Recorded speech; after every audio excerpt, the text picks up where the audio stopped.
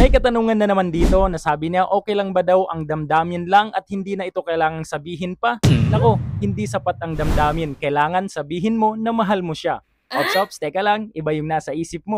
Kailangan mo sabihin na mahal mo ang Allah. Ikaw kung saan napupunta yung isipan mo. Okay, back to the topic. So ang tanong ng ating sister ay patungkol sa dua kung sapat na ba ang ating mga damdamin at hindi na natin ito sambitin. Unang-una dyan, lagi nating tatandaan ng Allah subhanahu wa ta'ala ay sami'un basir. Ganap na nakakarinig at ganap na nakakaalam sa mga nakalingid katulad ng nasa isip ng ating mga isipan at ang ating mga puso.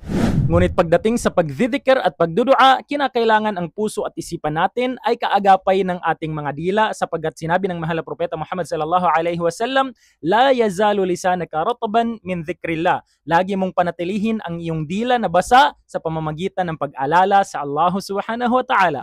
So pinapahiwatig ng hadith na ito na para maging ganap ang ating dhikr at ang ating dua ay kinakailangan ilabas ito, sambitin ito ng ating mga dila. Lagi nating tatandaan na ang gawain ng ating puso't isipan ay ang magkaroon ng intensyon at yung nabuong intensyon ng ating puso't isipan ay isinasagawa ng ating mga parte ng katawan kabilang na ang ating mga dila. O siya, i-share mo to para mapaalalahanan din natin ang iba pa nating kapatiran. Syukran!